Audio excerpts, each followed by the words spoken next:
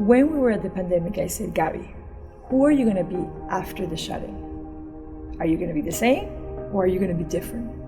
Are you going to take the opportunity, or are you just going to let it go by?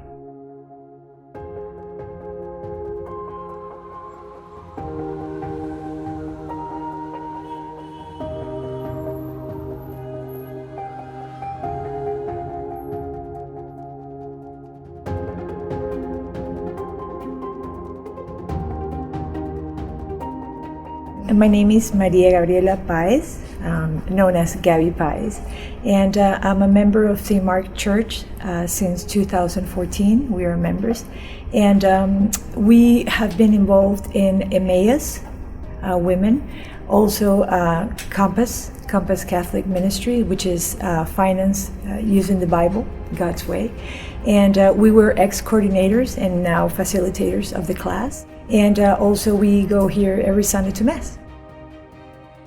On the 3rd of April, I received a call from my boss. He said I had no longer a job. And I remember that when my boss called me and said that I didn't have a job, I said, God, why are you making me available? What do you want me to do? You know, if you're removing that, now what's going to be my mission?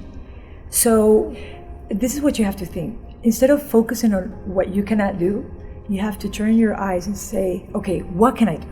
You know, what can we do? Where's the opportunity? Where's the open door? Don't look at the doors that are shut, but look at, you know, the opportunities. And that's going to help you to stay, you know, focused. One thing that I remember was my circumstances that I'm going through now, they don't change the power of God's word, but His word changes my circumstance. So I hold on to that. I wouldn't be here talking about my faith if it weren't for my grandma, you know? And just like she taught me, my job is to teach my children to leave that legacy. They have a challenge, but with those challenges come opportunities. So we have to pass on faith. Claim to that, because that's what we need right now in order to wake up and realize that we're not alone, that He's in control. He's sitting at the right hand of the Father. It's not like He's scratching Himself saying, oh, this has caught me by surprise. No. And that's the power of God. He can reach, He's not limited. He can reach, He can go to any room, He can go to any hospital, and that's the most powerful thing. If I could say something to the world is, you don't have to do it alone. He did it for you 2,000 years ago, you know? So now it's time to say, you know what, to come and say, Lord, help me. You know, I can't do this alone. Let's do it together. And He will change your life, you know, after that. Now, you asked me, how did I feel, right, about the pandemic? If you read the scriptures, this pandemic, this is not the first time that it has happened. This shut-in is not the first time. The first shut-in, it was actually Jesus. They tried to shut Him in through death. But not even death could, you know, win over the power of God. So my first message right here, when I felt that all this was happening and we were forced to be at home, I said, no, wait a minute. We have the resurrection power. And if you keep on reading on the scripture, all the apostles were gathered and they were so afraid. You know how many apostles were they? There were 10. Remember when they said that they should not gather more than 10 people? So I'm like, this is not a coincidence. So Jesus appears to them even though the doors were closed. And I said, that's what we need. We need Lord to come in our home. We're closing the door. We cannot go outside, but He can come in.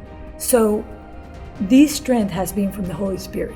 So the power of the Holy Spirit is critical for us as believers. For example, every time there was like fear, you know, people were talking about the pandemic and that this were gonna, you know, kill like the whole humanity, I would just close my ears to that and I would just read, you know, the gospel. And I'm like, I have to focus on the truth because the truth is light.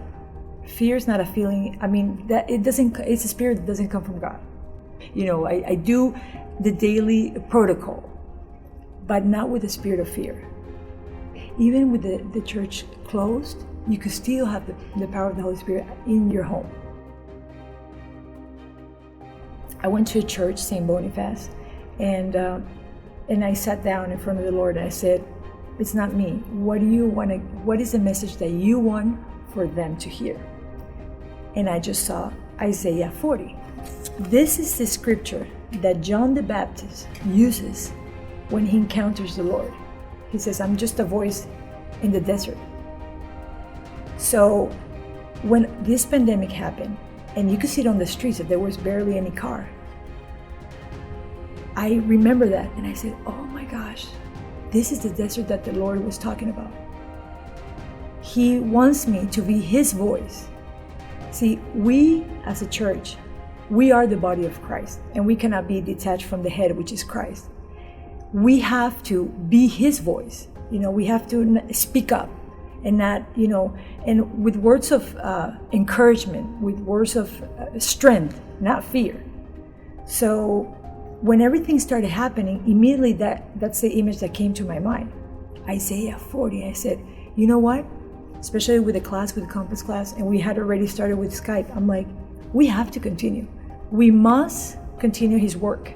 And if we pray, the power of prayer, if we all come together, imagine one day that all the nations come together and pray for peace. I am sure that would happen. I was praying, one of my prayers was, this is United States of America, not divided States of America.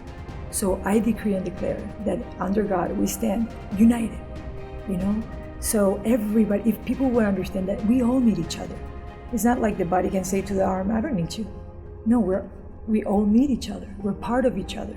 And when we function that way, amazing things happen. The God moment definitely was when I was praying and he said, fear not. Fear not. I am the great I am. So I think that, praying to him for the church to be awakened, to realize that God is alive and that we together can make such a difference. So for the body of Christ to stand up and speak, that he is alive and that he is the answer. Definitely for us, this has been a retreat. I was praying so long ago that I needed time to be with him. I needed time to read the scriptures. But with work and all the activities going on, it was not possible. But this made it happen. Our spiritual life has gone to another level because of the shut-in. So it was a blessing, the biggest blessing. So I said, I need to be different. I need to be more loving. I need to be more patient. I need to pray more. So that's a vote, a promise that I made to myself, and staying in grace, coming to mass, praying, making a difference.